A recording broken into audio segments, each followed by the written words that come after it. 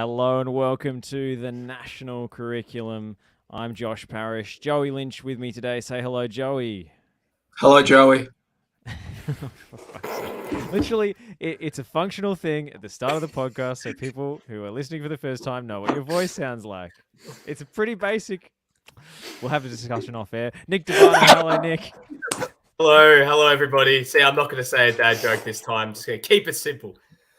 And Ante Jukic. There's only one Ante Jukic, despite what we had in the technical glitch slightly before we went to air. But Ante, how are you, mate? Live and direct from Bulgaria. Welcome to the international curriculum, everyone. It's going to be fun. Jante Akic joining us here, Mr. Snrub. All right, let's get through it because we've got a big agenda tonight, and not just our personal axes that we're grinding, but also the topics that we're covering. Socceroos. Graham Arnold stays on, clinging on by tenterhooks. Done. Oh, that's how I'm viewing our World Cup qualification campaign. Joey? Your I'm reaction. sorry, I didn't hear the point. But yeah, so what do you want from me, Mr. Host? I would like you to react to the news that Graham Arnold will stay on until the end of the A-League season. We've gone on for a really confrontational. Until the end of the A-League season. A-League season. In the FC. End of the World Cup qualification campaign.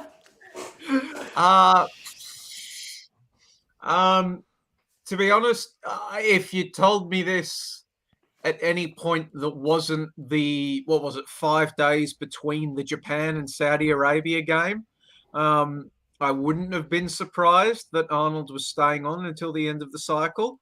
However, I am surprised given that basically every man and his dog, including Graham Arnold, I'm not sure his dog, he got in trouble for walking that dog once already, so maybe we should just leave that one out of it.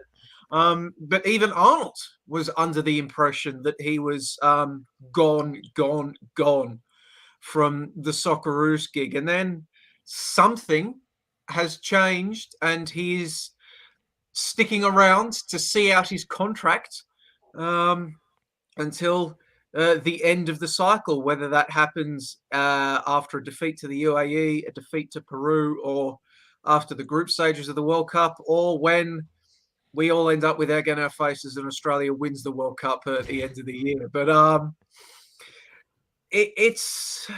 with a situation like this, you have to examine the whys, as you should be doing with everything. And the question isn't so much, reaction to Graham Arnold sticking around. You need to ask the question, why is Graham Arnold sticking around? What happened between the initial reports that featured insiders, multiple insiders, we should add, telling The Age and Sydney Morning Herald, telling Michael Lynch, who, doesn't do grudges or axe grinding things or anything like that. He's old enough and ugly enough that he doesn't have time for that. Telling him that Arnold was basically on the way out, to Arnold staying after the Saudi Arabia game. What changed? Nothing changed with the Socceroos. In fact, if anything, the Socceroos, as a positive for Arnold, got worse because they lost another game versus Saudi Arabia, not playing that well. The only thing that you can say changed was the external options available to a Football Australia. Something didn't appear to justify Arnold's departure anymore. That or they just looked at the kitty and figured, we can't afford the buyout. So that's the only thing I can think of that would explain why Arnold is still Socceroos coach after the Federation appeared intent on getting rid of him after the Japan game.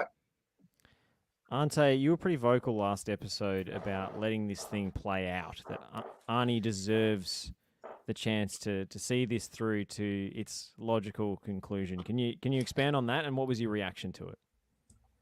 Let me make the distinction that it's not that I believe Graham Arnold deserves to see this through, it's that Football Australia deserves to see this through. And deserves to live with the consequences. That is correct.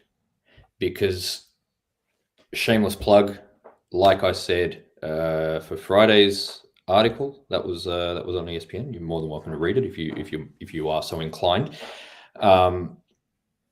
This World Cup qualification phase is the culmination of every football decision that Australian football has made in the past,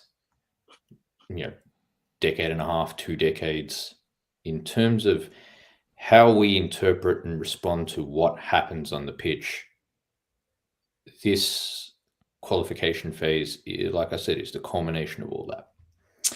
And I have been very critical of Arnold, but I think that, as I also said in this piece, like, this qualification phase was never about Graham Arnold, the coach, as an individual. It was about Graham Arnold as a reflection of everything that's debilitative with Australian coaching and how Australian football interprets football.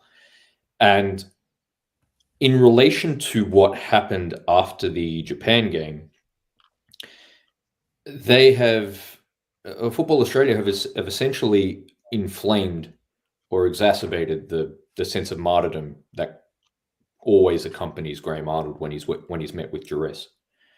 And that was the, I guess, predominant feeling that I had with Graham Arnold, how he was on the touchline, how he responded to events after the game, for the broadcaster. It essentially looked like he checked out. And this is not necessarily a new development. I feel as though we've been slowly progressing or regressing to this point with Graham Arnold in relation to how he's working within the constraints and confines of international football. But yeah, I believe that Football Australia should see this through. They should. This is. Let me.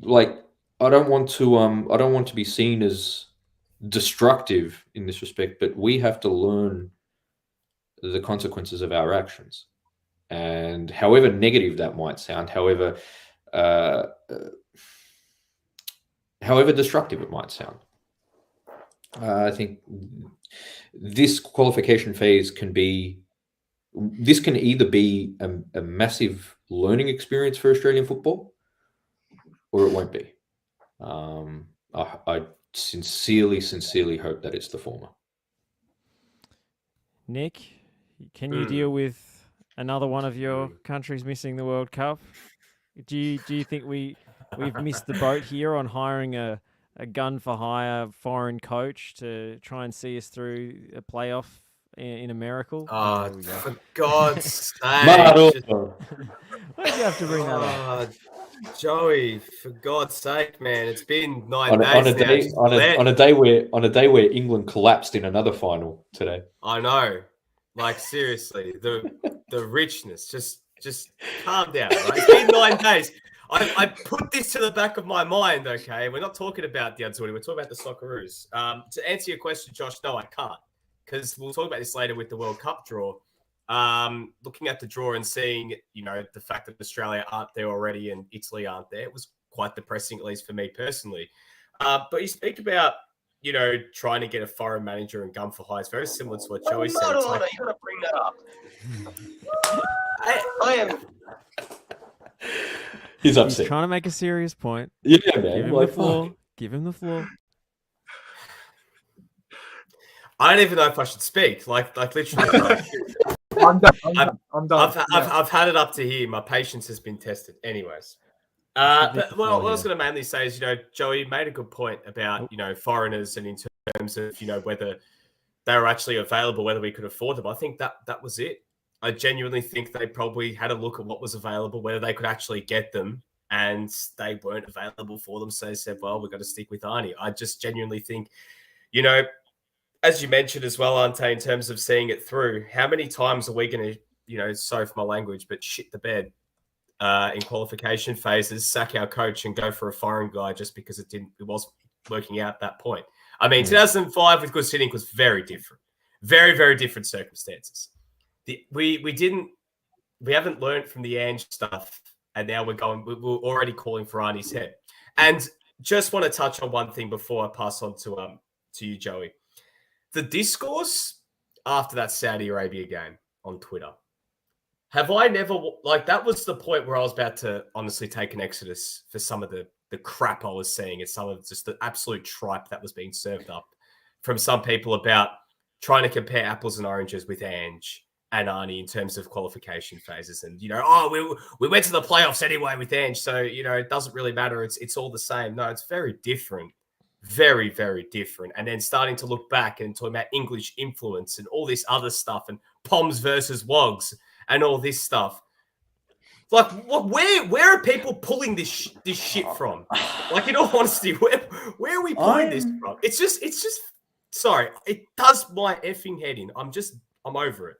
I get it. If you come out with a galaxy brain take about how this actually is England's fault at some point, no. I'm not going to say this is England's fault. However much I'd like to say it is, but we'd love to say. I sincerely believe. In many ways, it's England's fault for invading Australia so many years ago. So that's look, it's all been leading to this. I don't want to. I can't argue with that. The reality is, I'm not going to invalidate that there is a disjointed, let's say, cultural dynamic here in Australian football. And this was something I wrote about after after it was announced that Fornaroli was confirmed to be in the Australian squad. I think there actually is on the pitch like a prevailing sentiment that. Obviously not, conscious, but I think there is a sentiment that there are some Australian footballers who are more Australian than others, and I think that manifests in who we value in our football, who we value as footballers in relation to the football that we want to play. Would you say that when you're saying there are some footballers we see as more Australian than others, or would you say that there are certain attributes that players possess which makes them seen as more Australian than others? Yes. So that's what you say. It's not so much in terms of profile, who they are, it's the attributes they possess. Yeah, in terms of profiles, like this, but just to clarify for the profile, the why I don't invalidate it is because how you. Sorry, let me just rephrase this. Why I don't invalidate it is because I've always believed football is a reflection of self, and who you are ultimately informs the kind of football that you want to play, or the kind of football that you like to have, or the kind of football that you want your teams to play. This is, I know it's like these are galaxy brain areas, like pardon the get so deep. Yeah, I so do early. you anti-brain. No, but I sincerely believe that, and however much the immediate knee-jerk commentary in relation to the loss against Saudi Arabia, sucked. In one sense, I can understand it. It's just the channeling of that frustration is probably misguided. Well, I've seen a lot of, speaking of galaxy brain takes going around, this is the recession we had to have to channel Paul Keating. This is missing the World Cup is going to make us come to our senses, and we're going to finally see the light and learn what we've been doing wrong all these years, and we just had to miss one to find out. It's going to be hard to have a recession when a 48-team World Cup is our effective quantitative easing. That's the housing bubble that is the World Cup. No, Australian football is a bubble. Yeah. It is a bubble. It is absolutely a bubble. In multiple senses, it's a bubble. And let's say the value of how much we value Australian football is built on fraudulent ideas and half-truths. We need to have this. We really do need to have this. However much it may be, we can dismiss it in terms of commentary. We needed this World Cup qualification phase, and it wasn't like. And in comparison to, let's say, Postecoglou, the distinction that has to be made is how much this team is linked to the line under Arnold. Like, Thank you, Minister Keating. I know Debano was itching to get in there I with was something. just going to say one thing. As you guys have all given me stick for the past week, as someone who has seen a nation they support for Mr. World Cup, it's not the magic elixir, even though you can win a Euros in between. Maybe that's what they're looking at. Hey, we might miss the World Cup. We could win the Asian Cup in 2023. So it's all good. But no, just I hate that take so much about we need to miss the World Cup because – we missed the World Cup. Well, that means, that's we make the World Cup. We get opportunity for the sport to grow because it's front and center of media coverage. It's in people's faces. It's eyeballs on the game. It's good for the game. I think regardless, as we've all said, making or missing the World Cup, having a review and a written branch review or, looking at where things are going wrong, that should be happening anyway. So, but missing the World Cup, that can't happen. Yeah, whether we do or don't make the World Cup, this should still happen.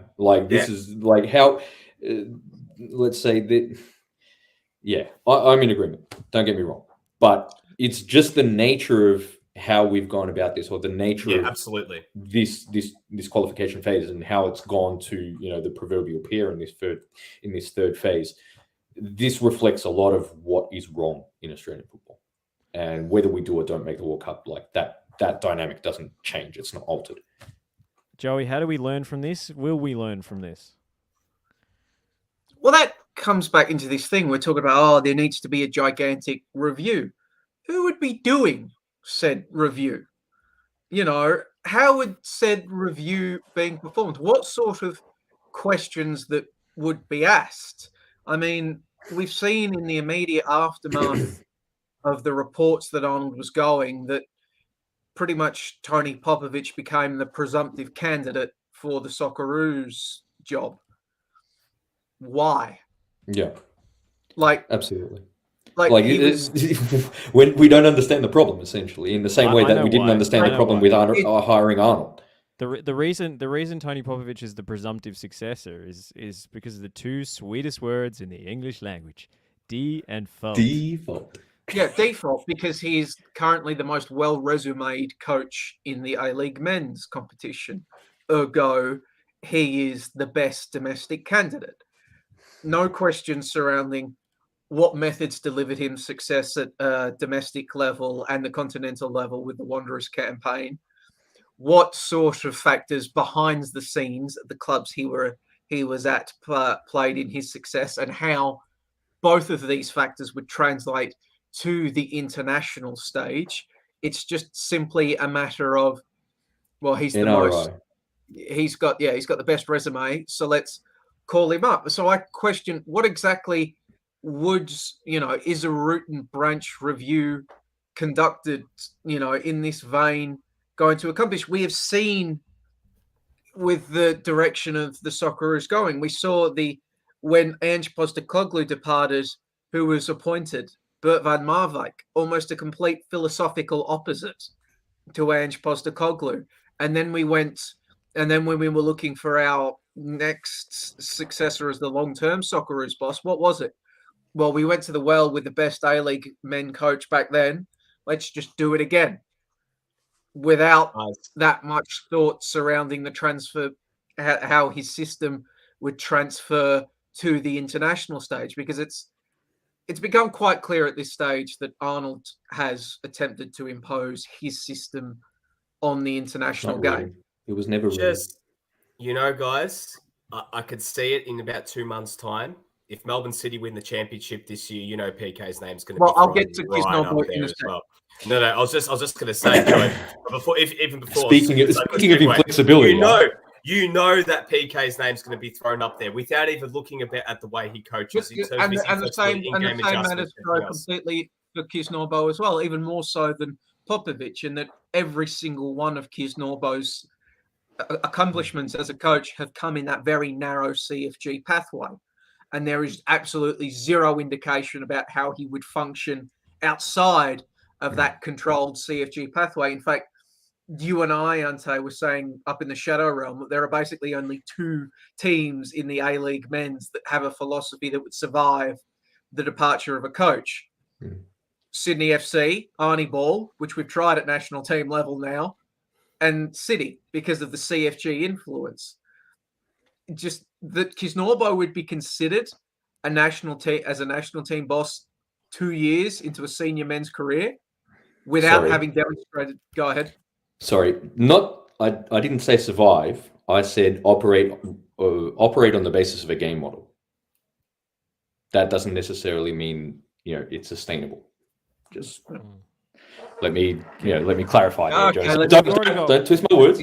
We've already got one national team coach who's living in Sweden. Maybe we can get Eric Mombarts to coach the team over the phone. But just with Popovic, like he might, if he comes in with a 50-point plan, here's plan A. If that goes wrong, here's plan B, and he comes in and he demonstrates everything, he might be a great coach. This isn't a time. I'm not going to spend time right now quibbling about Popovic's veracity as Socceroos coach. And in fact, speaking to some people at Melbourne Victory, they tell me that they didn't call. Football Australia didn't call Tony Popovic in the preceding week. So if Football Australia did have somebody in mind, it seemingly wasn't Tony Popovic, I've been told. Or an Australian. But I just wanted to... It was touched on there, just this... In the immediate aftermath of all this thing, how with all the focus that has come, not on how Australia got there, but just the laser-like focus on Graham Arnold. Yeah. It's just become about Graham Arnold, the person, which has just dragged in all this redundant bullshit.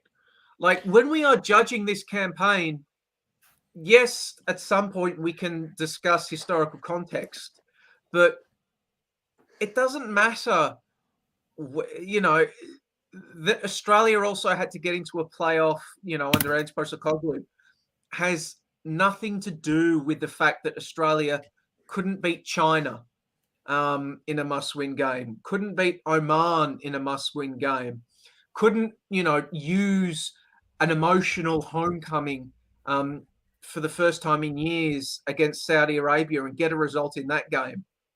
That is completely independent of everything. And for all this talk about cattle, we don't have the cattle to go with Japan or Saudi Arabia. You didn't need to beat, Japan to qualify. It got to this point. It got to this point because there were games like the Vietnam game, and even the opening games against Vietnam and Oman, they were not easy. Like the problem sorry, I laughed when Joey said that. My bad, man. But aftermath. Yes, all right, fine. No. However, the problem hasn't been against Japan, Saudi Arabia. Yes. It's been the poor performances against Oman, against China, against Vietnam. These are the games in which I haven't heard anybody complaining about the castle in these games, comparing the two. But that's where the problems have come. I don't give a stuff about China or Japan. No, sorry, I don't give a stuff about Saudi Arabia or Japan. Why couldn't the Australians beat China in the Middle East when China had an even harder time of dealing with quarantine than the Socceroos? What's the excuse for that one?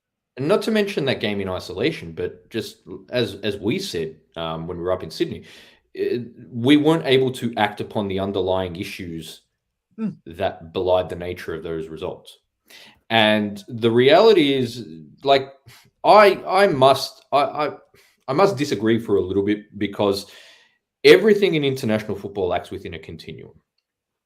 And so that's what makes Graham Arnold's tenure so reflective.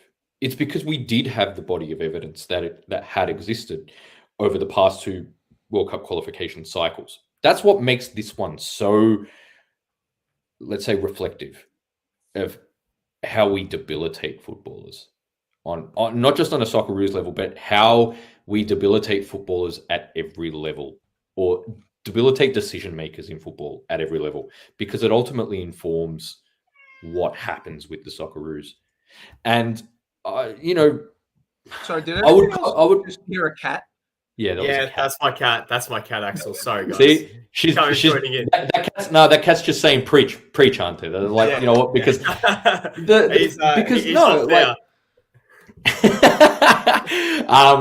Look, like I said, I may be abrasive in my commentary of the R-Liga, but this is why I am, as critical as I am of the R-Liga and how we play our football at NPL level, how we play our football at youth level, the kind of footballers that come through those levels, which then ultimately are the only ones who are legitimate to, play at professional level in Australia. This is the sum of all fears. It really is. And I just, if people believe that a change of coach will solve our problems, then they don't understand the problem. Well, speaking of trying to compete with but Japanese I just want to cattle, add, come on, just give me the gag. I'm about to throw to you. Give him the gag. I was just going to It's not a say, gag. trying to compete with Japanese cattle is pretty tough. I mean, that Kobe beef is. Oh,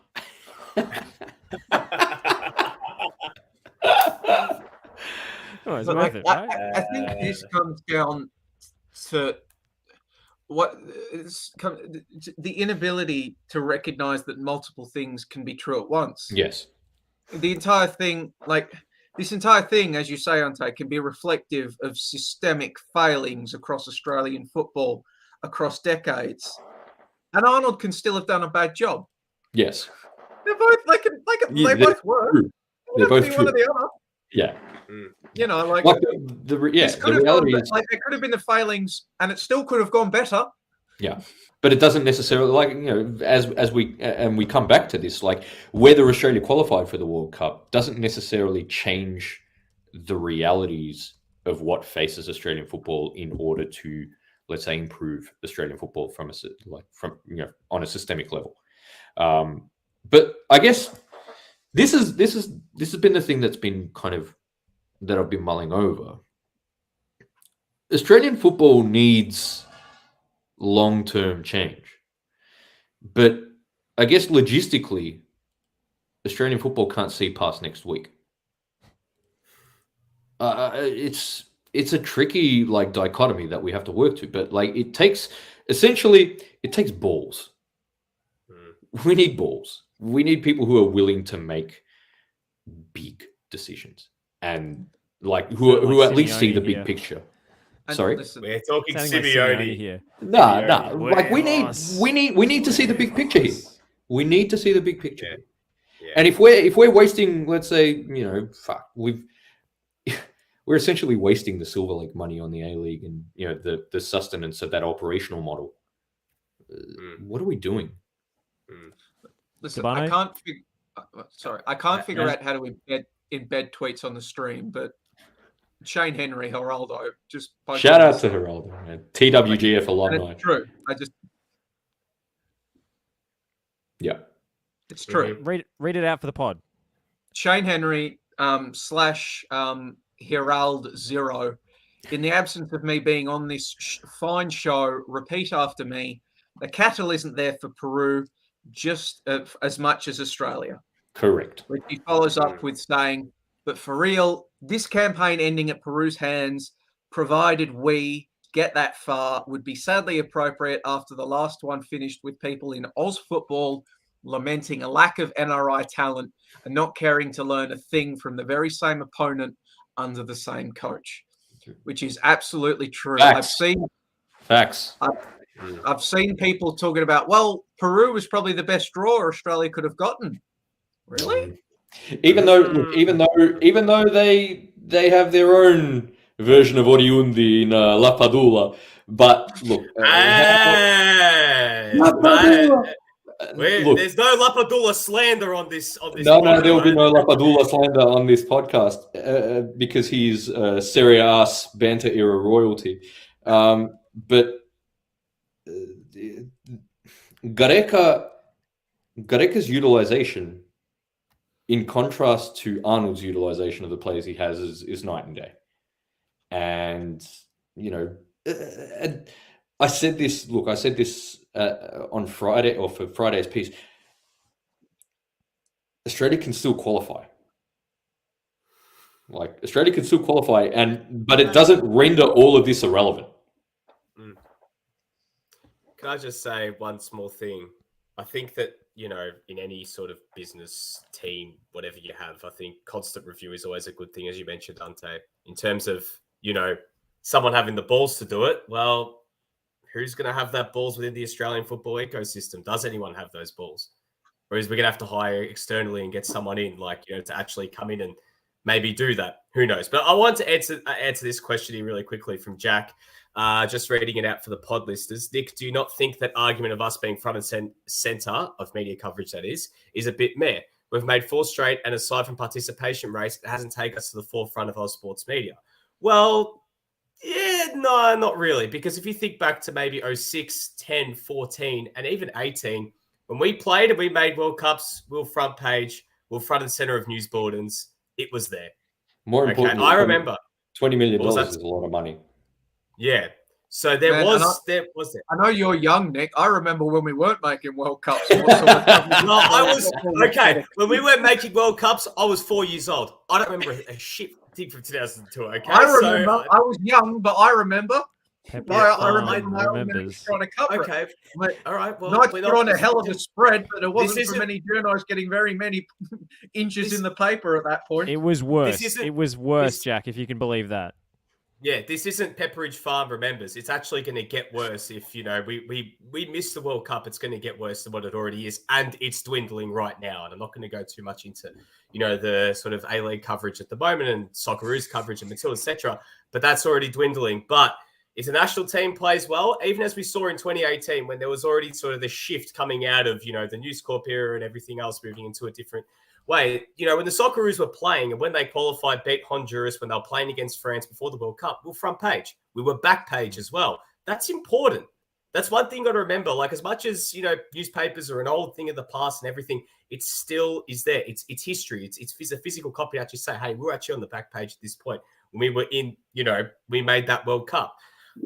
So, yeah, I get to an extent what you mean, but I do disagree because I still think that participation rates go up because how are kids consuming the football?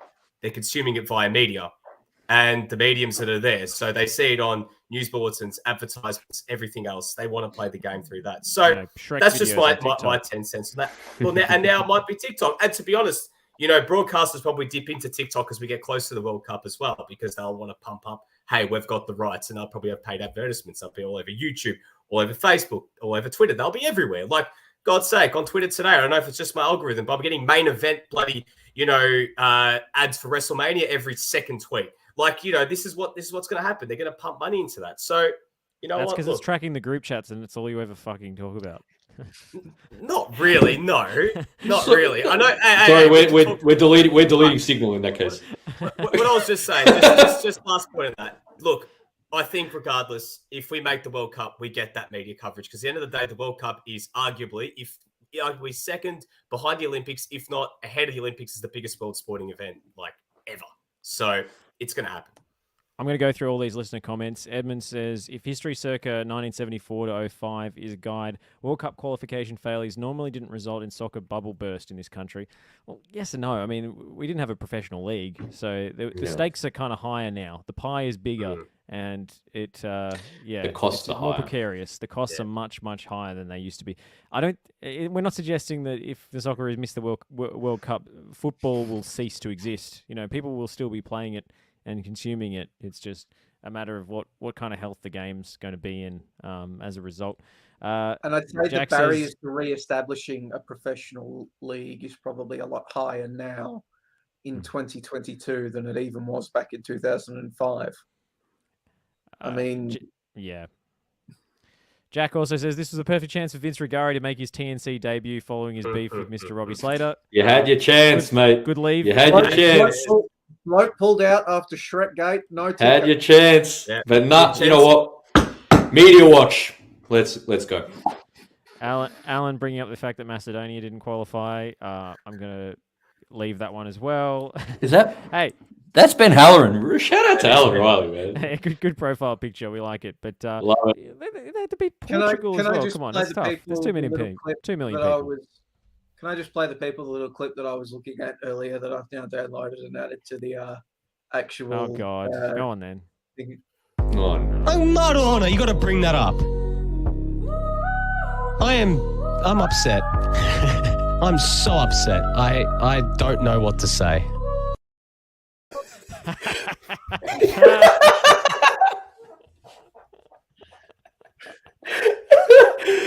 It wasn't me. All this over a dead whore. Like, but You know, this one. with culture back at the moment, the Josh Brillante derby happening right now, I had ridded my mind of the Azuri not making the World Cup. I was looking forward to a brilliant, 2 months of brilliant culture to come. But now you've got to keep reminding me of this. Empoli I'm so complain. over it. You know what? Speaking of Robbie Slater, it was Where's this going? Oh, if I speak, but no, like it's been very, very interesting to notice the inconsistency of commentary as this qualification phase has gone to shit. And the people who were, even after the Olympics, backing Arnold, are very disloyal. It's been very interesting to see. And for all of that, in one sense, fair play to Robbie Slater because he's backed his mate. But at the same time, just because you're a mate doesn't mean you shouldn't be accurate. And especially if you're going to take money to comment as a journalist. Exactly. Yeah, like if you're going to be paid as a professional to comment about football, you should actually take an interest in actually understanding football and being accurate as with respect to what actually happens on the pitch. I was going back to I was going through a lot of commentary from when Graham Arnold was hired, and fuck me, like there are media members in this country who have been grossly negligent in their responsibilities in service to the Australian football public, and nothing will change. Nothing will change. And that's probably the saddest thing about it, both with respect to, and that's where I'm at right now. Like, I really want us to be better. I want us to not be so fucking uninspiring. I want to be proud of this team and what this team can represent. But I guess of the belief that there's a big disparity between what this team does represent and what it should represent. Well, as Ryan just said in the comment, Ante is ruthless. That's why he's on the show.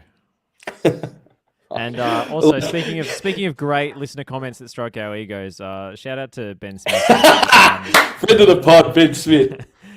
Yes, you are correct, Ben. I am the best host.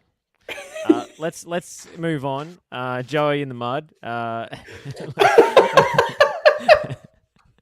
All I'm saying is none of you have the great meme video that the young boy made just yet, even though I've got a sample size of 0. But that day will come. None of our countries have missed out on the World Cup yet. That's we need young boy on this pod, man. We need, especially if Scotland qualify. Huh? If Scotland qualify, Joey. Well, yes, he'll just be playing "Yes Sir, I Can Boogie" on repeat. You might as you're not going to say anything. I look forward to playing Wales or Ukraine in the World Cup, mate. I'm looking forward to England going out in the group stage and it's all being over. Geraldo, who's moved on to YouTube so we can embed his comments. Shout out to you, Shane. I realise that this is going into hypothetical areas, but the damage of not qualifying for 1978 to 2002 was far more unseen in how royally it messed up the game's growth, leading partially to the reset of 2003. That's an excellent point, as usual from Mr. Geraldo. Let's go to the Matildas squad, which was announced last week, with one notable absentee. Who was give me a call. Give me a phone call anytime, Ante. Give me a call anytime. As an later included as an injury replacement, Alex Chidiac, in the preparations to play New Zealand. Still, Avi Luik remains unretired, so apparently her inclusion for the Asian Cup was more permanent than than was advertised. But we did flag that on the show when it happened. So she's sticking around. What do we make of this selection from Tony G? Forced selection, or like, are we going to talk about what actually matters with this squad, or like go on, Ante. the squad as a whole? Because Guys, can I just butt in for 2 seconds? Tom go for it, Rogic bro. has just scored in the Old Firm. It's already 1-1, and it's the 9th minute. So Aaron Ramsey scored for Rangers, and Tom Rogic. Fuck! What a footballer! What a game, guys! What a game of country! Why are you bringing that up, Nick? You're just bleeding live viewers. Nick tells everybody the more entertaining. Why does Aaron Ramsey have to play for clubs I despise? Storia di grande amore. Look, with respect to the Matildas, one comment that was like almost seemingly insignificant in Tony G's presser was how he viewed Gori as a super sub. And that was very interesting. And like, I guess if I was allowed to ask more questions in that presser, I probably wouldn't have let that one go through to the keeper. But no, look, I think we're going to see.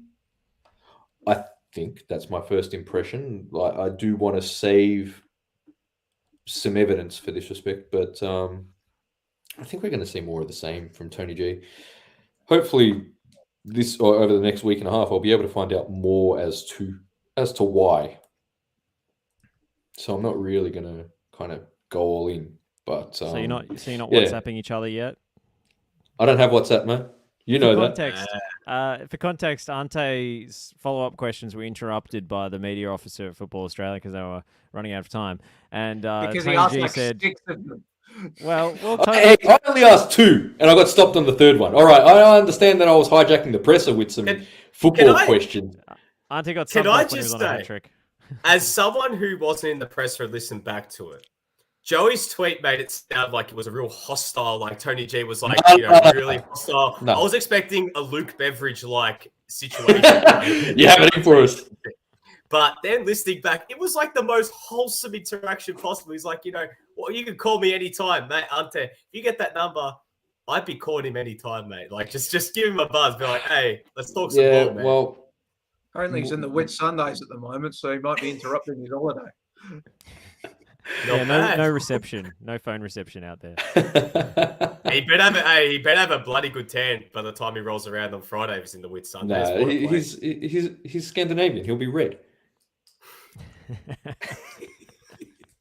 All right, say what kind of tan. Tony G's holiday destination. I mean, we usually talk about the the marquee players coming to Australia for a holiday. Have we got marquee coach? Anyway, sorry, I'll move on. Joey? My impressions of the team, which are not changed by the injury-enforced addition of Alex Judiak, or indeed the addition of Katrina Gorry, given that it too was injury-enforced by Holly McNamara's ACL, is the apparent complete lack of competitive tension for spaces within the Matildas team. Despite the fact that this is a side that would have missed out on automatic qualification for the World Cup had they not been hosts at the Asian Cup. It was also quite illuminating hearing Gustafsson talk about that Asian Cup defeat, but more on that in a second, I guess. Seemingly, the answer to these problems for a series of friendlies against, with all due respect, New Zealand, a side that ostensibly should give you a bit of license to reward form in the very recently completed A-League women's season, or perhaps just mix things up. The squad is unchanged. I can't even give credit for Katrina Gorry, because Katrina Gorry would have been in that Asian Cup squad had she not withdrew her name from consideration at the time. There's just been, I'm yet to see any evidence that anything has actually been learnt from the Asian Cup. Like, one of the things Gustafsson said during that presser is, we went to two, was it two, Ante? We went to two external parties Two for data providers, two outsourced data providers. Two outsourced data providers to look at that thing, and that tells us that, you know, 9 times out of 10 or 99 times out of 100 we win that game against Korea. Well, you didn't, you know, and you weren't playing that well. I quite appreciated you know, friend of the pod George Clark from AAP, when Gustafsson asked him, what evidence are you basing us just going to long balls in that game against South Korea? Just responding, well, I watched the game. And that is true. He dropped an eye test reference in response to stats. It was like the most football Twitter thing I've ever seen in my life, like in real life. But like something about that really irked me, because Clark like, or Gustafsson? No. Gustafsson's talk about the fact that the Gustafsson's talk about Australia didn't play long ball, second ball, diag football. When, if you look at the data, you compare the teams, or you compare Australia to who had relative amounts of possession. The share of long balls for Australia was almost double that of any of the other teams at the Asian Cup. Like, you compare to China, you compare to Japan, you compare to who was it? South Korea and Iran, or even though Iran fell out in the group stage. But did you notice, Ante? Did you notice that when he said they were playing the ball, they weren't playing the ball as often long as they did before? He wasn't comparing him. He wasn't comparing the Matildas to their comparable teams in that tournament. Yeah. He was comparing them to themselves in the Olympics, which is like when Apple does a press conference and says the latest iPhone is 20% faster. I mean, 20% faster than what? The last iPhone. They're not comparing it to any of their competitors, and that's just a nonsense comparison. But and that was a thing. Like, I was so close in that presser. I was so close in that presser, getting to like the core of, you know, let's say the systemic issues of how the Matildas play. And I'm really intrigued to see how Tony interprets this. Because I think there are, let's say, fundamental aspects of how Australia play which impacts the relationship between defense and attack for us.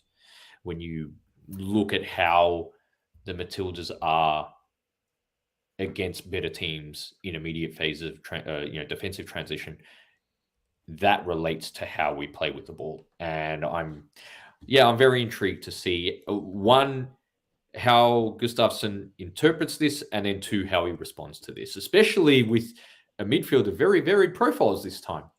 When you consider Wheeler, Gorry, Chidiac, Van Egmond, from memory, who was the last one? Tamika and Fowler. So not all samey this time. So I'm very intrigued to see what happens. Ante, did you say the data? The numbers don't lie. If we're going to be talking in reference to the signers being inducted to the Hall of Fame. The numbers don't lie. They spell. Numbers don't lie, but the humans who interpret them do. Yes, the numbers don't lie, and let's see if they spell disaster next week. Listen, it approached to... Stoll would kill me by now.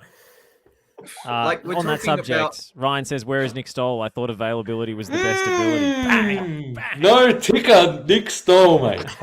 Where are you, bro? Hey, he was in Melbourne, apparently. He didn't even ask to come visit. Where are you? He was in Melbourne. Joey? He's left. Just on the squad as well, we've talked about the lack of lessons that appear to have been learnt in it. And I think it is disappointing in that Gustafsson obviously came out and basically told Australian players still in the A-League women's competitions to get out of Dodge. Leave. And head overseas, which in a vacuum, that's fine. If that rule is applied universally across his selections, that it counts for everybody. and then that's respected, which, as we have discussed on this show in the past, hasn't been the case all the time. Some players have been told one thing, other players have been told another things, and you can imagine how frustrating it gets for the players on the outside looking in. But what was frustrating about this is, like, we saw the initial squad, it didn't really seem to be based off form, like A-League women's form for the best part. You know, like Chidiac was initially on the outside, Kyra Cooney-Cross was included. Those two were playing next to each other throughout the entire A-League women's season in the exact same midfield. So it's a one-to-one comparison in terms of oppositions faced and the like. And Chidiac played better. Chidiac is only 3 years older than Kyra Cooney-Cross, so neither of them have even entered their prime yet. So age isn't a factor. But one stayed and the other didn't. These are the questions. And the same thing, once again, what does Angie Beard need to do to get a look in any of these squads? I don't know. It just comes back to the lack of competitive tension. And it just, I'm struggling to see the logic that's driving these selections. I feel as though I'm paying attention. Bless you, Josh. And yeah, feel as though I'm paying attention and not being rewarded for that, because if you know what I mean. Well, I mean, it does make you frustrated when there seems to be an obvious answer if you've watched the A-League women's this season and the selectors plural, come to a different decision. But look, I do wonder how much of a difference personnel will make to the Matildas when they'll essentially be playing with a tactical straitjacket on. You know, I wonder even if Chids and Gori are unleashed in this team, if they will be allowed to be themselves. That will absolutely be a job share situation. Gori and Chidiac will not play on the park. Yeah, but I'm saying even in the hypothetical that they were allowed to play that way, I don't know whether the handbrake would be released. How much can you read into putting in big performances and beating New Zealand anyway? Just genuine questions from the two games. Like, what other than maybe seeing, how much can you? Depends really how many own goals they score.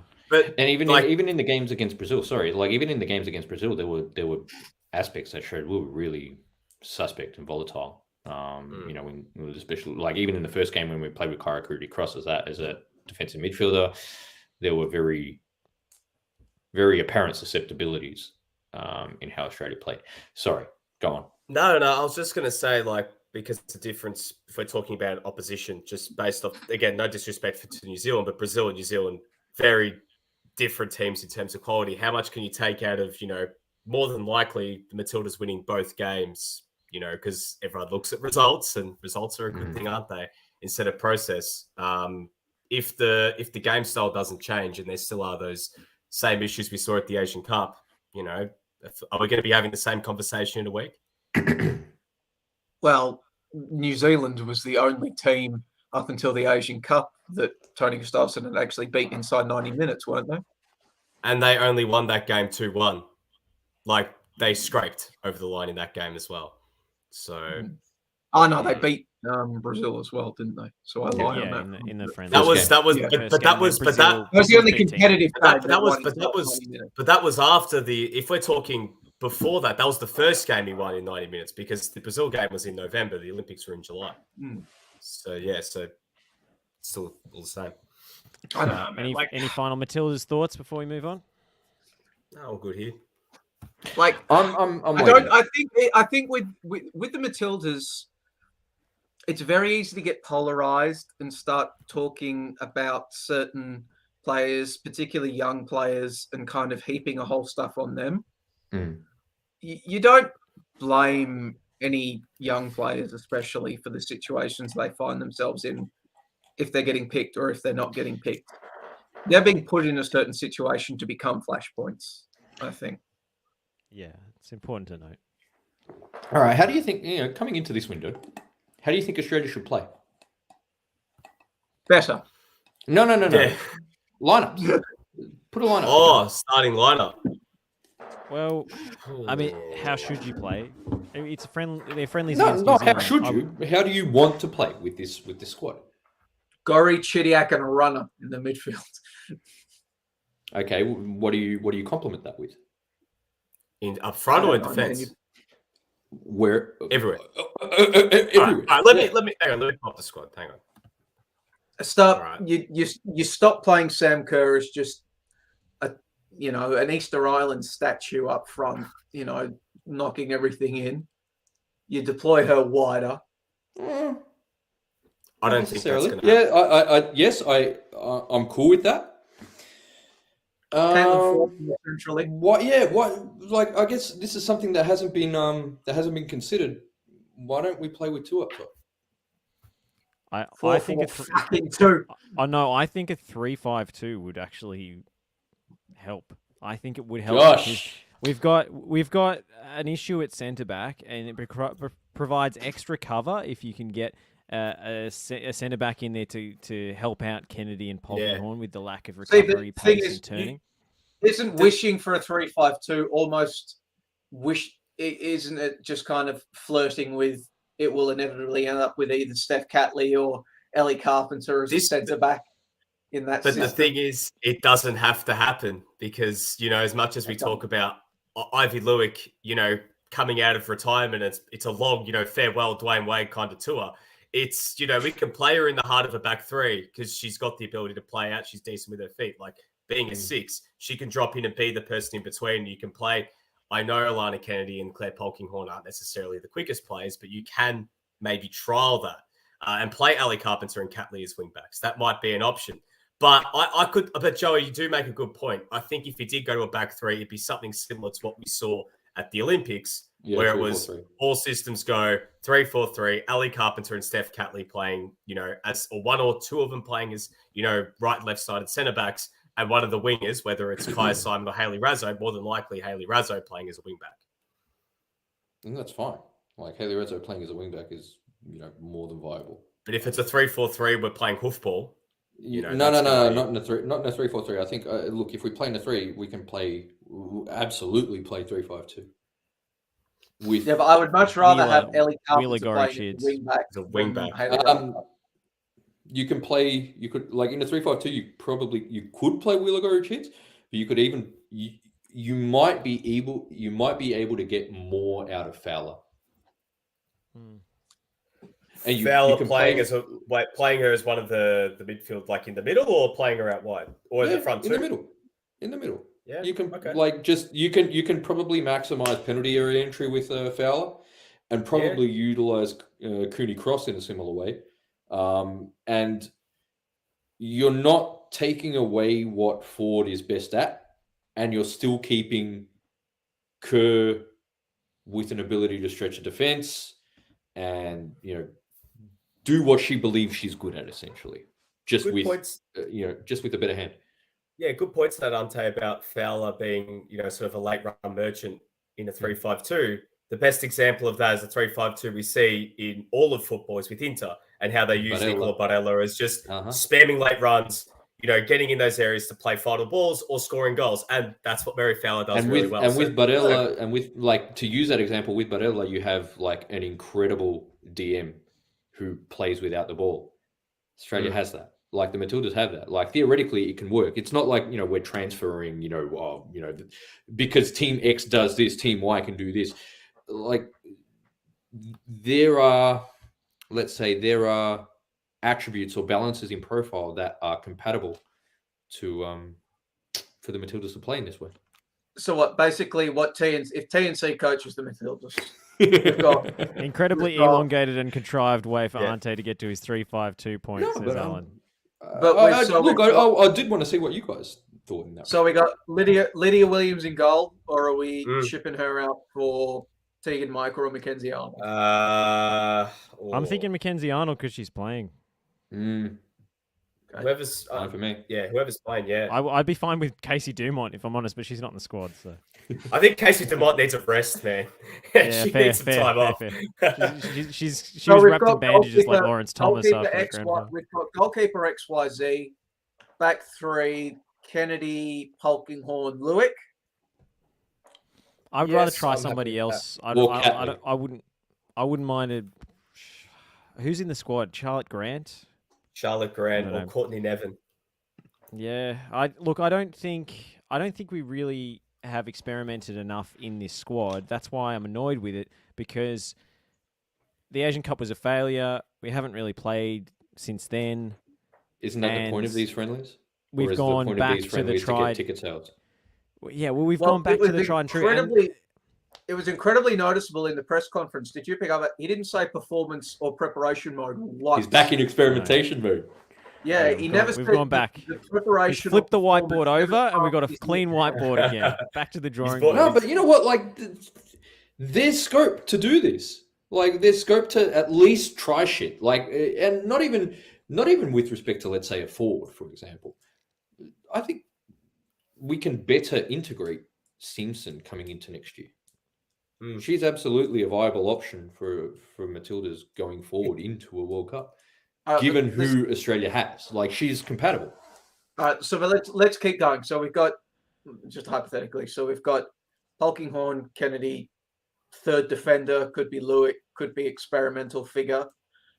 Catley and Carpenter as the wing backs. No, I'd take Catley. Razzo. I'd take Catley left centre back with Razzo. As the Razzo as the left as a wing back with Carpenter. Mm-hmm. There we go. I wouldn't mind that. Midfield three of Chids, Gorry, and one of Flexible. Fowler or That's Cooney fine. Cross. I think Fowler. Well, Cooney Cross Well, is Cooney there. Cross is out. Potentially Yeah. flexible. Potentially flexible. Let's say. Front two of Kerr, Karen Ford. Ford with Seamson as Or- first alternative. Yeah. Well, TNC just fixed the Matildas. But now, guys, let's bring this back to reality. How are they actually going to line up on Friday? the same, the fucking same. Because the definition of insanity is doing the same thing and expecting a different result. But you know what this is? You know what this really is, in my view, is have you ever been in an environment where there are people on contract and there are casuals? Yes. And the casuals are treated like dirt Yes. because they're casuals and they're fucking expendable. This is what happened. This is in many ways the PFA's fault, because the way that they achieved equal pay for the national teams is to get 20 Matildas players a year on contract, and that basically removes Limited the all. scope. It removes all competitive tension in the squad. It establishes a hierarchy, and there are even hierarchy tranches within that. I think it's a bad system. I think we've fucked up here. I think we need to go back to. Are you calling these? Are you calling these collateral debt obligations? Synthetic CDOs? A CDO. Are we? Pretty much, Is this the big No, short no, right now? I think in like another employment context, that kind of system might have worked, but in a sporting Sports are context, different. where Sports are it's different. You have to have more competitive tension, as Joey Lynn's out of the frame, so as not to damage his relationship with the PFA. Yeah. I really don't think it's a viable system when you're trying to establish a squad where no one is ingrained. Everybody can be dropped. Everybody can go to the bench. Everyone can be left out if their performances dip. And that's not the situation we have right now with the Matilda. So we just run it back. All right, let's after I get cancelled and I won't be on the show next week, guys. Bye. But let's go to the World Cup draw, shall we? Deja vu. Swear I had I saw the black cat twice. I had the Keanu Reeves glitch in the Matrix when I saw those groups. Brazil, Switzerland, all these teams. Brazil, Switzerland, Serbia, and then you had let's say a potential of France, Denmark, or Australia, or Peru. Yeah. Amazing. Like Tunisia, Insane. the interlopers. But looks like if we get there, it's going to be pretty much the same lot of fixtures again. And it's made me less enthusiastic about this World Cup, if I'm honest. And a World Cup that doesn't even kick off with the host as well in the first game. They've just bumped Qatar to the 3 a.m. Melbourne slot, and they've put Senegal versus Netherlands, which I think low key is going to freaking slap. Better game like Qatar versus Ecuador, isn't and it? Then, like that's an underwhelming. You know what the best thing is about it? Oh, they had Russia, Saudi Arabia open up the World Cup in 2018. We all know, probably not going to get into all that sort of stuff with Russia and Saudi Arabia, but it's good to see that at midnight we finish off the first game and we're going to Sada Azmoun, putting on an absolute 40 class and knocking out and putting England down on the mat in the first game. It is going to be fantastic. What about? I don't see how you can hate from outside the club. You can't even get in. Hey, the club, as I said to you last week, the club will be at my house when England get knocked out. So that's going to be the party. We need flexible a bit of respect, please, respect. In the words of a great trainer and a great coach. But you know what? I know World Cups always provide, let's say, a suspension of reality, and Infantino was leaning into that heavily during the draw, and it was like FIFA. It was gross. Talk about reading the room, right?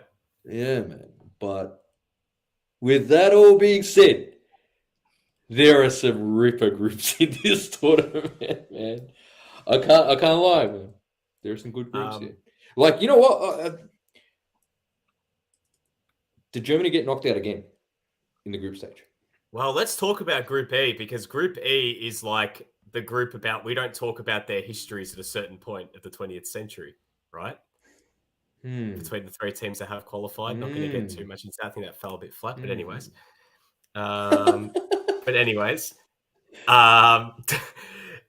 I think this is interesting. I was too busy fiddling with overlays to try and display us all alongside it. But anyway. Back to Nelson's spec on Home Improvement.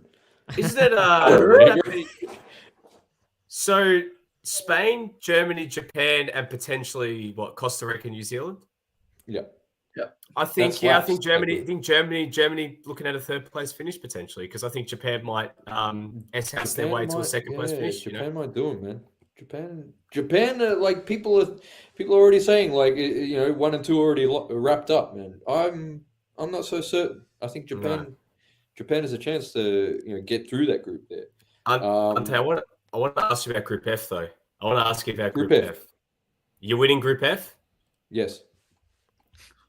Continue. Group F containing Belgium, Canada, Morocco, and Croatia, for the record. Yes. And it's going to be so interesting watching those three nations compete to finish second to Canada. Group F's one. Group F's one.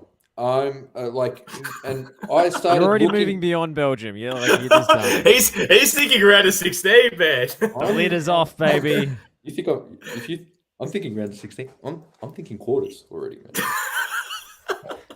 I'm thinking quarters. So no, you think? Hang on. Realistically, okay. I know I'm biased, but I seriously believe our midfield is too good to short this team. And you know what? If Dalic, adjusts in the way that he has over the past window, this team will function. The only thing that will be definitive, essentially, is who he pairs Kramaric with. What system is he playing with now, Ante? Is he playing 4-3-3 still? No, he's gone from 4-3-3 in 2018 to a mix between 4-4-2 diamond and 4-3-3. We went 4-4-2, played 4-4-2 at Euro 2020. Where you lost to England. No, we played 4-4-2. Yeah, against England and against Spain, we played 4-4-2. Then played 4-2-3-1 against Czech Republic, 4-3-3 against Scotland. Then we've played a whole range of formations during European this qualification phase. 3 at the back for us. It's the best solution. And you know what? it gets the most out of the players Croatia have, this team will function. We should have seen it really coming that Ante's Right. version of fixing the Matildas was just turn them into No, it's because they are linked in the sense that you get the most out of your best players.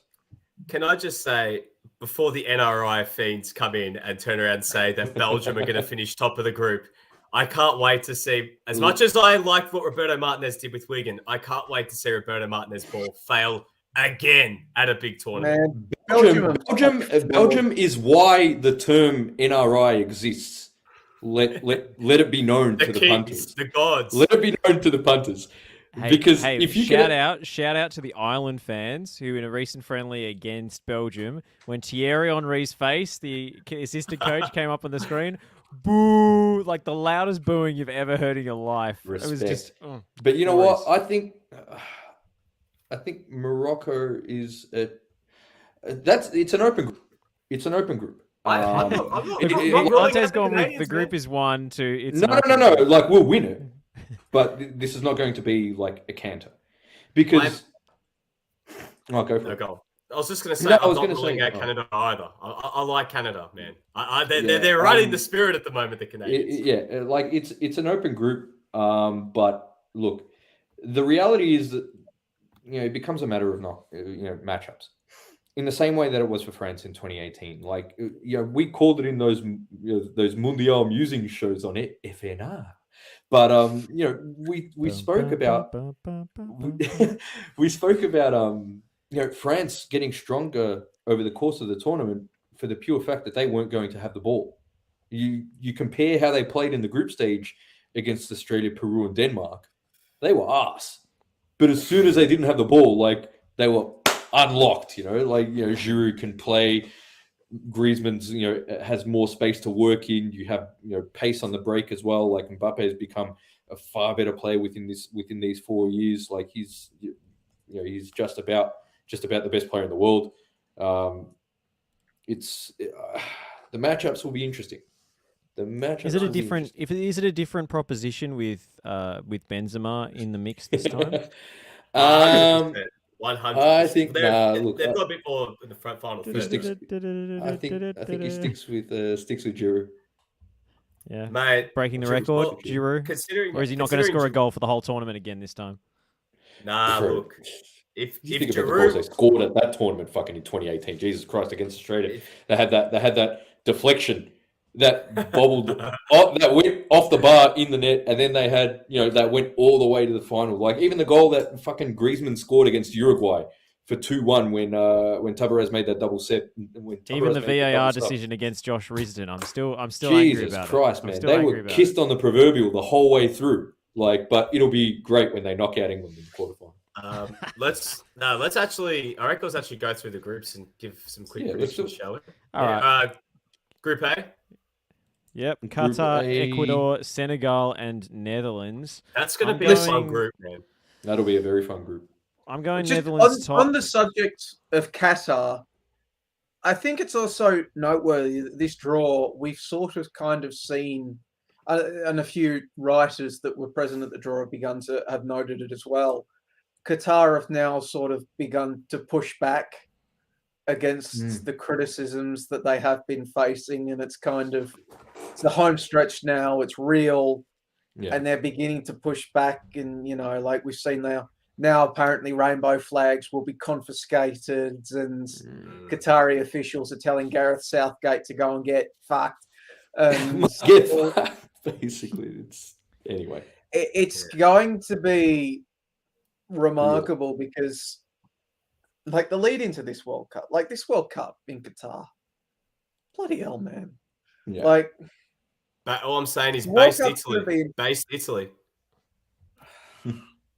Fuck. But like, I'm just getting flashbacks. The tournament is going to be fantastic. It's a World Cup; they're all fantastic in their own way. But you know what I was thinking about the other day? Celtic just scored, I was thinking about a lot of the tweets and the posts I saw from Australians coming back from 2018, talking about how great Russia was, how fun it was, and about how they get a bad rap in the Western media for talking them down. Flash forward 4 years. And I can't help but feel like we're going to get an exact repeat. Sports washing works, man. Yeah. It works. Mm. It just works. And we're already seeing it right now. We're getting pushback against rainbow flags. All of these signs of progress that we were going to get. Oh, yeah, the workers aren't, dying in droves now. They're not slaves. They're workers. Yeah. They're not slaves. Yeah, they're not slaves. They're workers, and they're not dying in droves now. And I'm like, oh, what progress? And I'm like, what do they want, a cookie? Workers, they're not working hundreds of people to death. This is cause for celebration. This is the I don't know, man. Every group is the group of death, says Taurus. Nice one. Honestly, guys, I know it's going to be a 48-team World Cup in 2026, but that USA, Canada, Mexico tournament is going to be so fun to go to. As a working reporter, a lot of time in transit, but yeah, I'm going to have fun. When I go there, I'm going to have fun. I'm still going to have fun. Sex tourist Nick Devano. Hey, no. I'm going to have fun from a working point of view. Go to LA, go to New York. Please. Please. I'll be 28 at that time. I hope that I'm settled You're down. right, mate. Hey, like every player, 26, 28, that's your time to win a World Cup. Nick Devano, 28 years old in 2026. Fuck. And that's what you can get assigned to Tinder there, man. Into Kansas City or something, and he's just fucking tumbleweeds. The Socceroos end up playing in Kansas City, Cincinnati, and I don't know, they awarded Cleveland. Or they end up building a stadium in Montana or something like that,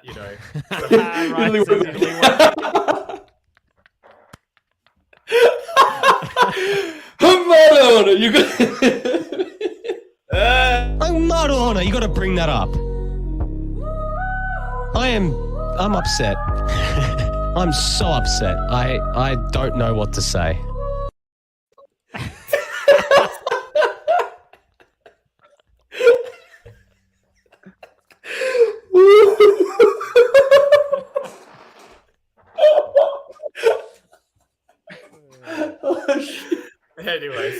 Anyways, let's get our predictions, I reckon, guys. Yeah, that's what we were doing. Group A, Qatar, Ecuador, Senegal, Netherlands. I'll go Netherlands, Senegal to get through. Senegal first, Netherlands second. Qatar, Netherlands. Qatar. You reckon everyone wrote them off in 2019 as well, man. No, you reckon it's going to be South Korea, Japan spec, refereeing decisions? Or? Nah, contra, mate. Okay. Almoez Ali on the counter attack. Rapid, man. Rapid. Almoez Ali. I like Joey, those. you got a tip? Netherlands, Qatar.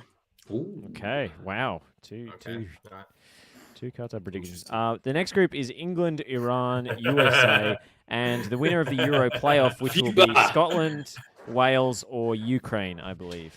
Could England have Iran are gotten coming easy? At least second in Group B. People are underestimating us like they did in 2018, and we were 1 point from knocking Portugal out. I love sucks. that Iran-Portugal game was awesome, by the way. And that was so that the much game fun. with that throw in the when he tries to do the front flip? No, that he was messed it up? Morocco. Was that Morocco? I think that was Iran, wasn't it? Or Spain. Might have been Spain. It definitely wasn't Iran. It wasn't Iran-Portugal. I'm gonna. Inshallah, they finished top of the group, but it was Iran. I think England and then Iran. I think finished second as well. England. I think the United States. I watched that qualifier against Costa Rica. They're as bad as Australia on the ball. They're fucking disgusting. Yeah. I'm ruling out. I'm ruling out US right now. I think the US finished bottom of the group. Did they finish below any of those three teams that make it from Europe? I'm going. Heart says Iran and Scotland. Head says England and Iran. Joey? England and Wales. You bastard. You mean you bloody bastard. I'm going Scotland top. I can just and England imagine just second. Lockie just watching this stream, watching me predict Wales get through. Huh? What are you doing in my swamp?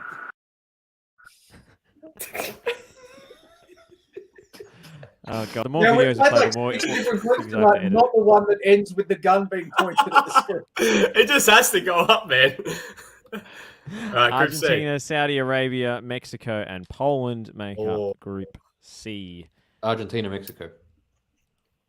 Talking about like glitches in the Matrix, is it like almost every World Cup, every second World Cup feels like Argentina and Mexico play each other? No, that's Argentina and Nigeria.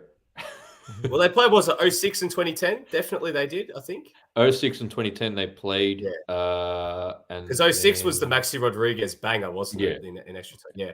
And we played Omar. I'm going, Argentina and Mexico. I can't see Poland or Saudi Arabia going through. Yeah. Poland are too reliant on Lewandowski. I'm going to go Mexico. I'm going to go Mexico top, Argentina second. I did watch them on Friday. They aren't bad. They aren't bad. Argentina to go top, Mexico to collapse under the weight of expectations, and Poland to come second. Mexico makes last 16 every time, and they lose every time. That's the thing Mexican is, but the crazy thing about Argentina, they have vibes, man. They are hugely expectant, and the Argentine Aydin Rustic does make them a bit more dynamic. Rodrigo de Paul. Okay. Honestly, I hope Giovanni Simeone gets his call up though for a good season. I thought you meant Lo Celso. I was like, no. Like, hey, they're very similar. Like both eye test and statistically. Like it's crazy how similar they are. We need Papu Gomez at this World Cup. We need Papu Gomez there. If he's not in the plane, I'm going to be livid. No Papu. What is it? Papu y haga un montón de goles, man. Instead of baila como el Papu, be non baila como el Papu. Like seriously, this be disappointing. All right, let's move this along. Group D: France, Denmark, Tunisia, and one of UAE, Australia, or Peru. So let's call it Peru. Terrorism group. Who's going out of this group? Who's going through, I should say. Denmark and France. Denmark first. Hiraldo reckons Denmark better than 2018. Peru with their best striker not suspended for the first two games this time. Yeah, make that group much I think better so than too. 2018. Denmark are better than 2018, but I think Denmark and that France doesn't. I don't. I think it's still pretty tight. France obviously go through with terrorism. And yeah, it's lucky dip for second spot. Terrorism and now having Teo Hernandez. France, Denmark for me, Joey. France and Australia expect to win. Hey. Nice. Rate it. Love the confidence. Hey guys, just before we move on, if we get to the World Cup, can you guys seeing us getting to a stage where we might, be in a similar situation to 2018? We're playing Tunisia in the last game. I don't even know if that's how it's going to work out. But say we play Tunisia in that last game, it's like we need to win, and we lose. And we like need, 2-0. like imagine we come to that last game against Tunisia and it was like, we need goals. We need Timmy Cahill to come on, man. Like, why would and we already saw how Australia played needing to win against Japan at Stadium Australia. So you know who we could bring on instead. You're the one who said Australia's going to qualify. Fuck, you did, man. Have some consistency, man. You know who we can bring on instead, Tim Cahill? We can bring on the Cum Dog. The Cum Dog. Cum Dog. Hashtag Cap the Cum Dog. Well, I'm all in, man. Contains Spain, Germany, and Japan, and the winners of the Intercontinental Playoff, which will be either Costa Rica or New Zealand. Ryan's asking, will New Zealand make it? I reckon they will. I'm not ruling it out. I reckon they will. Yeah, I don't think Costa Rica are the same arm and tortoise as they used to be. And I really hope Did you see Costa Rica's media promoting the game with a picture of a Costa Rican player and then a picture of a New Zealand rugby player, like doing the haka? Like, it's literally all they think of New Zealand. Like, it's amazing. Isn't it? This is an open group, man. I think I don't know. Spain, Germany for me. I flat out don't know. I'm going Spain and Japan, guys. Germany. I think I actually I don't rate Germany at all, Josh. I do not rate them one little bit. Actually, can I revise one of my earlier predictions? Yeah, go for it. We were talking about this on one of our Euro shows on FNR, Nick. There is a World Cup curse. If you win, you go out in the next group stage. And that pattern is held since 1998. 98 when France went out when they lost against Senegal in the opening game, and they so 1998 France winning, and then 2002 going out against Senegal. Yeah, I think France breaks every champion gets knocked out. France breaks that. It's a powerful. Look at the group, man. Look at the group. Hey, but we got Aussie spirit if we get through. I'd tell you, how are they going to break our spirit if we get through? Man. All right, Spain and Germany for me. Spain, Japan. Germany. Spain passed the ball around for 90 minutes against New Zealand, but can't score in a must-win game, and Germany and Japan go through. You know what, guys? I hope New Zealand make it because I want 3 games of Jason Pine on commentary. And I hope that we get it in Australia as well. Instead of getting we get Jason Pine. We took on the world and drew. And we get Seto Seven back with them back as well. Oh, Cup fever. Could you imagine Harry Nada commentary at a World Cup? Philip Rollo says, Ben Wayne to score the winner against Spain. Shout out to Phil. Yes. Philip Rollo. The Wayne train. If we get the Wayne train at the World Cup, imagine we get Joey Champness at the World Cup. Yeah, that'd be something. Nick Stoll says Croatia out group stage. Come on the show and say that, you coward. Come on the pod, mate. Say it to wink, you coward. Yeah, you coward. I hate you. All right, Group F. I think we know Ante's prediction for this one. Group F: Belgium, Canada, Morocco, Croatia. Croatia, Morocco. Okay. Croatia, Morocco. Croatia and Belgium get through because they get one big win and then play crap for the other 2 games. Joseph? Croatia and Canada. Croatia, Canada. Ooh, I was going to say yeah, that. because you know what? Like, because we've got Belgium. Belgium will need a win in the last game, I reckon, and they're not going to get it against us. You don't reckon Croatia will rotate the squad after winning their first 2 group games? Bro, we did that against Iceland in 2018 and won. So, I'd say if Croatia that was against the anti-football sins. So, I'd say Belgium are just you know what? I'm not going there. Belgium are an unserious team. If Croatia smash Canada, is Luka Modric going to get on the bike and be like, "Who's your daddy, Montreal?" He's going to do the Shawn Michaels and thrust on the Canadian flag. I would. I'd say Rebic should probably do it. Just and what Alphonso Davies just turns into Bret Hart, and I don't know what's Croatia's equivalent of. Croatia didn't respect the time-honored tradition. Croatia. All right, I'm going to say interrupt all these references and say that Belgium tops the group on goal difference. Canada.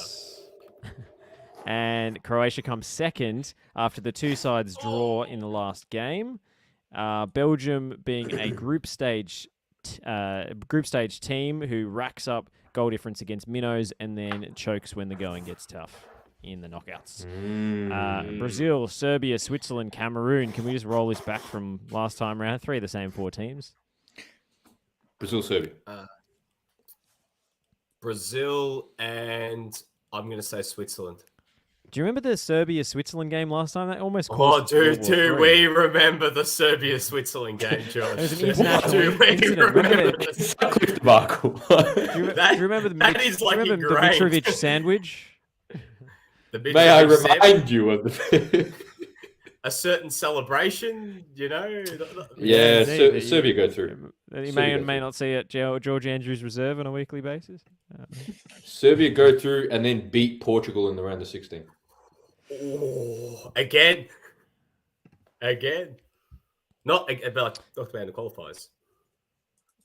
Indeed. You know, if Portugal will end up top of the group. And then Alexander Prijovic gets a call up for Serbia as well. Big Prijo, mate. Can play. Joey? Yeah, can play. Joey. Brazil, and you know what? Effort. Cameroon, because I haven't tipped enough African nations yet.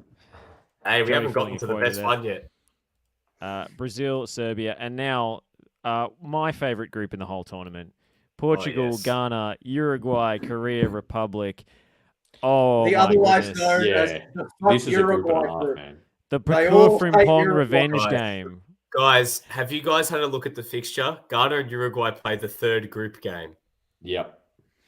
That has all the hallmarks of, in the words of the bootlegger, this Oh, could look at the get comment. effing Nick tasty, Cole's tapping baby. out.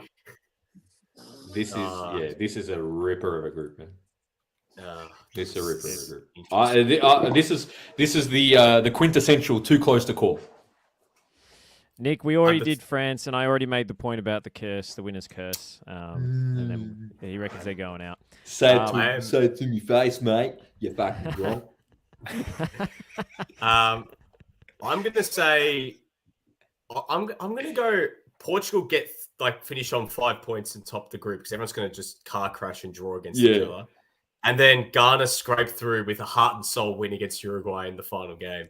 Like just pure heart and soul. And you know who's going to score the goal just to piss off Bakur so she's happy but also pissed off? Jordan Ayew. Because she can't stand Jordan Ayew. And Jordan Ayew is going to come on and score a goal like Eder did in the final of Euro 2016. Doesn't do anything else for the national team, but scores the most important goal since 2006 for him. I can't top that. I'm on board with that, Nick. I'm on board with South Korea qualifying. Ooh. I think they finished third. Interesting. I'm on board with What has South Korea got going for them, Ante? They have Son and they have Hwang obviously. In-byong. Hwang In-byong. He can play, man. He can play. It's been so good to watch him, because he was in that. There was that period where he went to. We talked about it, before when it happened, when he's deal to the MLS as a consequence of his agent going through, and then because he was in the army at one stage, and then he played a couple of seasons, went to the MLS, and now he's at Rubin Kazan. He can play. He's a proper midfielder. Who I don't think gets enough international recognition in the senior setup is Yoon Bit Garam. Absolute baller, man. And also his name can be sung to the tune of YMCA, which is always fun.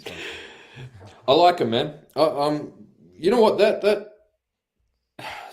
I think it's fair how that first group in AFC qualification has panned out. Like there is a big disparity between Iran and South Korea and the rest of that group. South Korea quality. I think they'll go through. But it's a really, really close group, I reckon. And last prediction, Joey. South Korea and Ghana. Shout out to Ghana. Bakur. Portugal. See Hey, Ronaldo Portugal going went out in the group stage. I just Hey, you want can't finish bad- third. Give him the ball. Ask your way Give to him the the ball. tournament win. No, listen, I just want bad things to happen to Cristiano Ronaldo all the time. So, yeah. Fair enough. Manifesting. Joey, are you gonna call it an early night now, or are you gonna stick I'll with us stick till the about. better end? All right, let's Nice. go A-League speed rounds. We're done on the World Cup, and we'll go through all the A-League men's fixtures in. Let's do it in 10 minutes, guys. Let's do it. I believe in us. Let's We can start actually with- finish under 2 hours because Stoll's not We here. almost got 90 minutes. We almost got it under You know- 90 minutes. We almost got, we almost got under the wire. The reason why we Too many don't wrestling finish under references, 2 that's hours why. is because Stoll complains that much about us not finishing at a certain time to chews up those extra seconds. And you take all that out, and look where we're at now. Let's not make the same Just mistake they by complaining completely about next time. derail the show. Stoll's complaints about the wrestling references and the lack of staying to time are the 24/7 title segments And- of the national I curriculum. reckon there are Hey. 5 minutes of every show where he breaks it up because he's taken a piss out of you saying All right, stat. We could do this in And the group also, chat we haven't afterwards. even spoken about A-League WrestleMania yet, so like that's still big. A-League speed round. right. Let's start with the Sydney Derby. Sydney Adrenaline FC in my 3. soul. Crowd's going out of Western control. Sydney Wanderers 2. Trent Bahaja with a brace. Wow, what a player. So Ryan Grant's red card conveniently left out of the mini match. You know, like, Amazing. hey, if we're Isn't it talking amazing? about pop culture references, it's like Will Smith recently. Hey, he's been, like get the Will Smith Men in Black with Ryan Grant's red card. Never happened. Get Ryan Grant's name out of your fucking mouth. Get your. What do we make of this one? A mistake from Miloš Ninkovic on a defensive corner, letting Tomer Hemed equalise.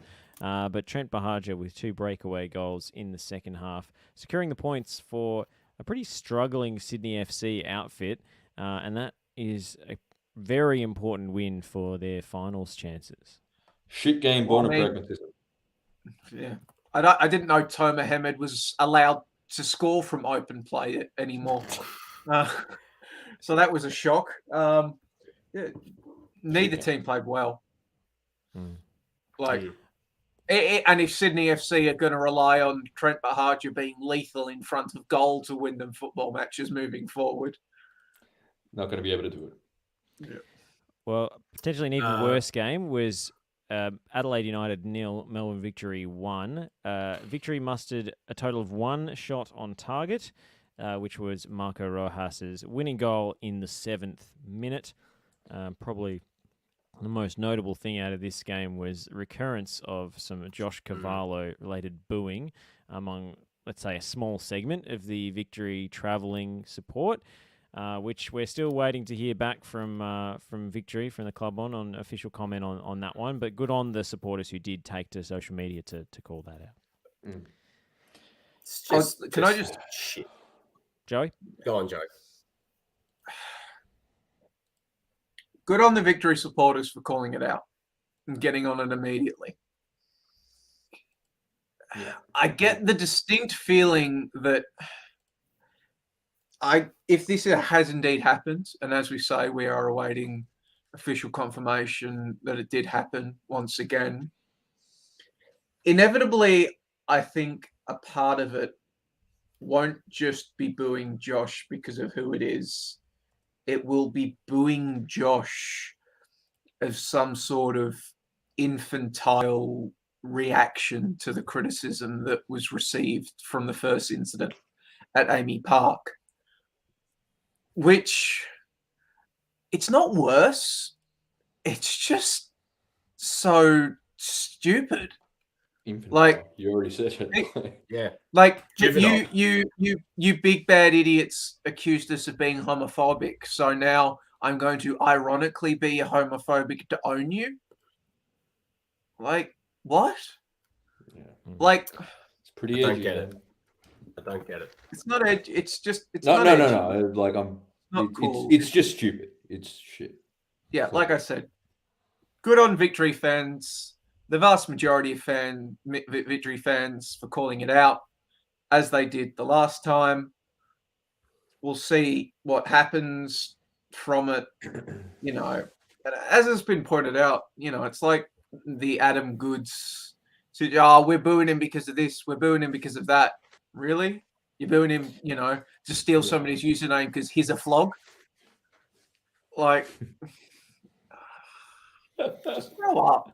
Yeah. Like, grow up, man. Seriously.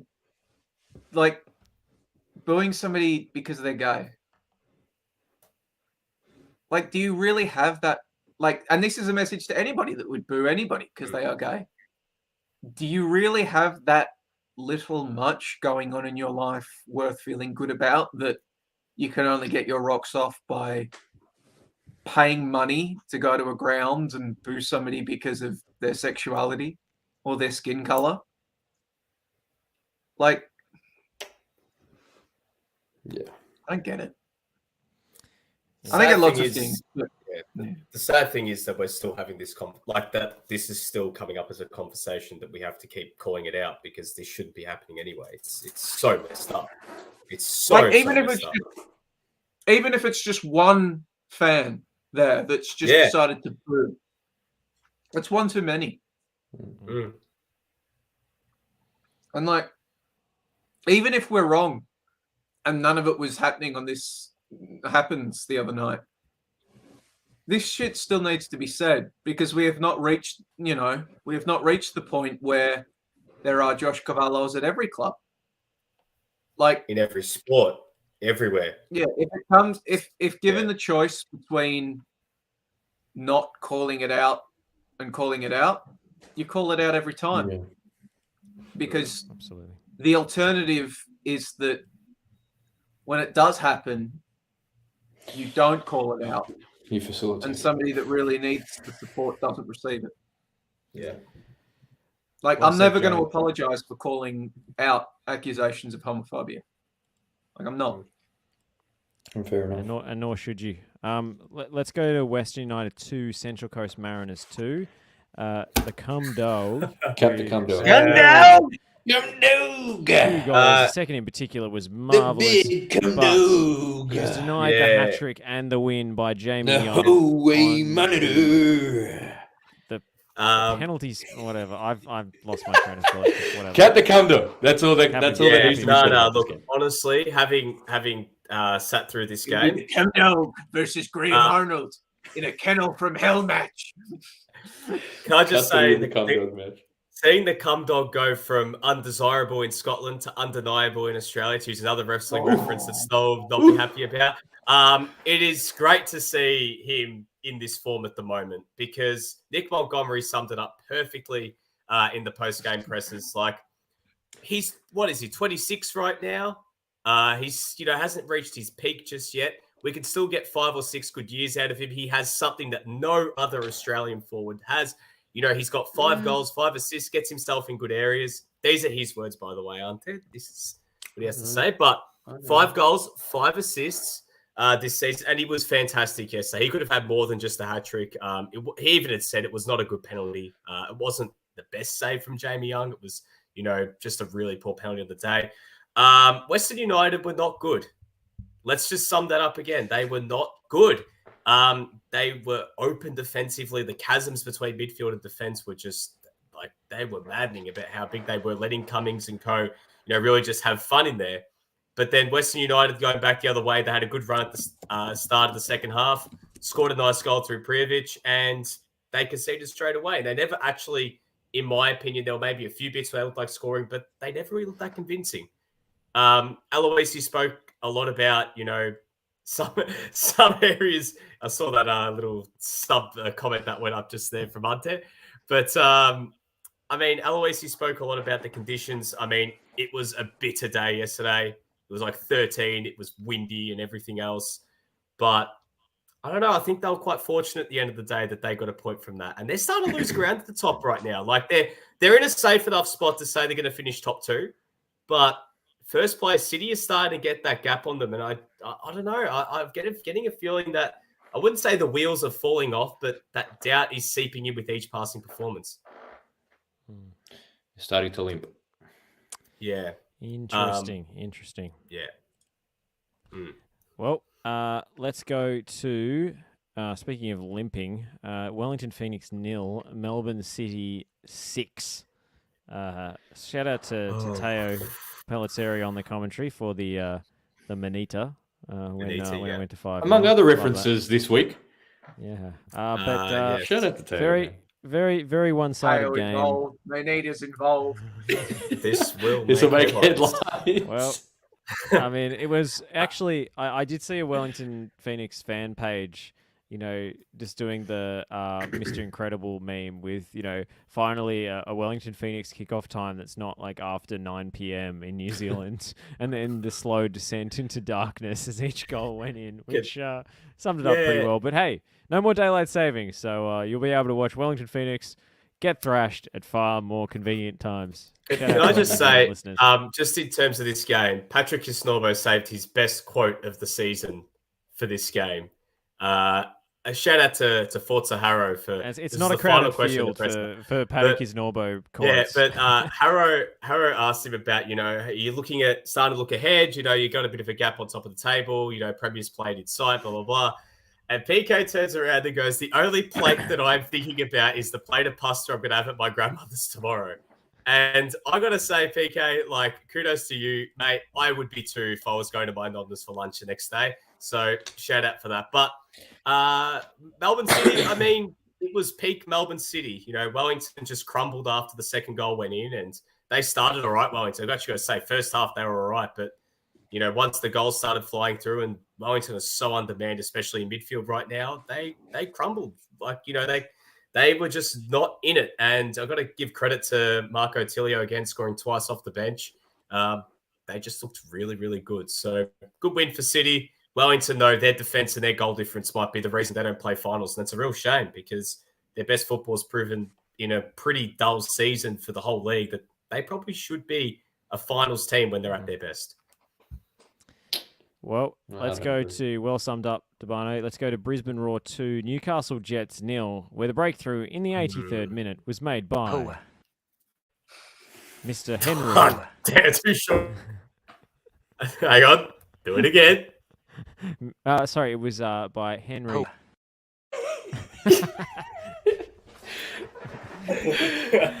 Some dead hooer. So, Newcastle, flattering to deceive yet again. That was probably one of their worst performances of the season. No opinion. No opinion, no party. Opinion. Yeah, that like, you know, they'd probably be even worse without Mikkel Tete, but yeah, that. Oh, hello. He conditions how they play. And it was very interesting to see Thurgate today. I'll say that. Apparently somebody has just thrown a glass bottle at Joe Hart. Oh, what? Well, just as well, we're not getting the old firm derby in Australia, because imagine the Daily Telegraph the day after. Why, it would have to be some sort of Melbourne derby in the W League just last season, Josh, for that to happen. Run their memes. Shout out Nick looking like a young Italian Colonel Sanders. You cannot unsee. He's too drunk to taste this panettone, man. Thanks, finger looking good. Thank you. I don't know whether to take that as a compliment. Man. Absolutely. And finally, the game we saw just before we came on air, MacArthur 4, Perth Glory 2. Perth opening the scoring in the first minute through Ante's boy, Girano Colli. But MacArthur fought their way back into it. Despite having 10 men, they managed to turn this one on its head, scoring twice in the last 10 minutes through Al Hassan Toure. And a very, very late sealer through Moody. Before we get into this, can I just say a shout out, Ante, your tweet about Tyler Vecchio and Ben Old. So your brothers. So you guys know Vecchio in Italian also means old. So it's just the perfect. Nice one. Your brothers. Could you imagine Tyler Vecchio and Ben Old just out there in front of a club, like saying, "No, yes," but. On footballing matters, play the kids, Ruben. Play them. Yep. Just do it. That's the only thing Perth Glory should be looking to accomplish. Play them. The rest of the season. According to the Paramount Plus graphic, Richard Garcia is still in charge. So, Ruben Zatkovic has made is immediately operating from the shadows after traveling to the shadow realm. Hey, what a ball from Davila to Al Hassan Toure, though, for the goal. That was a very nice pass. Can I just say, what is with Adam Zimmerino's haircut? That's honky. That is an insane rat tail. I know it's a mullet rat tail. That's what's wrong with his haircut. He's a footballer. I brought this up a little while ago. Like a wrestler haircut. Only wrestlers can have them. I brought this up a little while ago in this show, I thought, but this is Rodrigo Palacio reborn. It's the braided rat tail from the 2014 World Cup.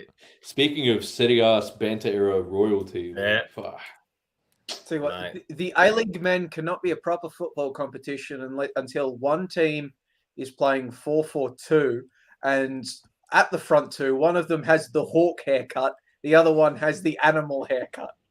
so they have one full haircut combined. We need Paul Ellering as on the sideline as well. With the puppet. Paul This, Ellering. this is what we saw. This is what we saw from Perth Glory Zimmerino today, and I just don't think he should be allowed on the pitch with that. He should be booked for that kind of. Anyway, that brings us to an end of today's episode of the National Curriculum. Shout out to you if you made it to the end. We're just coming up on an hour 50 Shout now. out to you if you even listen to us for like 2 minutes, man. Like, I know. I mean, especially when we're head to head with Ange Ball. So Yeah. And if you've been listening long enough and watching the streams for long enough that you understand these stupid in jokes, then we salute you. We salute you. Thank you, Joey Lynch. Thank you, Nick Dabano. Thank you, Ante Jukic. I've been Josh Parish, and we'll speak to you again next week.